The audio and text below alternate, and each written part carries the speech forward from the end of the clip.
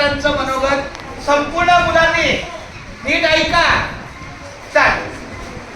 नमस्कार, मी श्रीराम वाघ.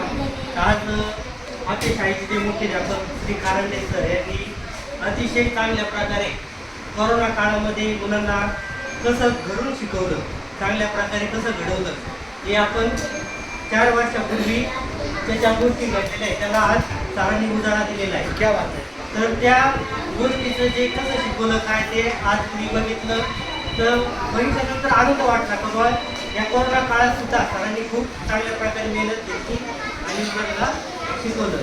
तर कोरोनाच्या काळामध्ये माझ्या गावामध्ये आता नीट ऐका.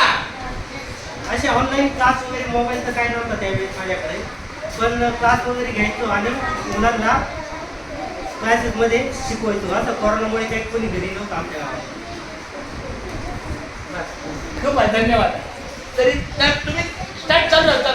तुम्ही त्यावेळी काय करता? हा क्लास घेत होतो तुम्ही ओके. हा हा, म्हणजे आम्ही आमचे राम सर 10वी पर्यंत मी गावामध्ये क्लास घेत होतो. कोरोनाच्या काळात सुद्धा? कोरोनाच्या काळात पण त्या क्लासचे काही व्हिडिओ वगैरे केले असते तर? मोबाईल नव्हता म्हणजे. ओके, चला ठीक आहे. खूप धन्यवाद. आता यानंतर चालू आहे ना व्हिडिओ सगळा? हा, चालूच ठेवा. आता यानंतर आमच्या ज्या सहकारी आहेत, दत्ताताई झाल्या, लक्ष्मी झाली, हर्षाली दत्ताताई झाली, सुनीता झाली, श्रीराम झाला. आता आमची सोनाली ताई, तिने आता व्हिडिओ पाहिला आणि तिला काय वाटलं जरा 2 शब्दात सांगा. ऐका, हे मी जाणीवपूर्वक का पुढे आणतो माहितीये का? तुम्हाला बोलतं करतोय कारण हे बोलण्याचं स्वातंत्र्य मिळालं की आपल्याला. बरोबर लक्षात आहे. भले ती सेविका असतो, कोणी असतो, पहिली ती व्यक्ती आहे आणि व्यक्तीला भावना आहे आणि भावना व्यक्त झाल्या पाहिजे. तर आता आमची सोनाली ताई आपल्या समोर आपलं मनोगत व्यक्त करत आहे.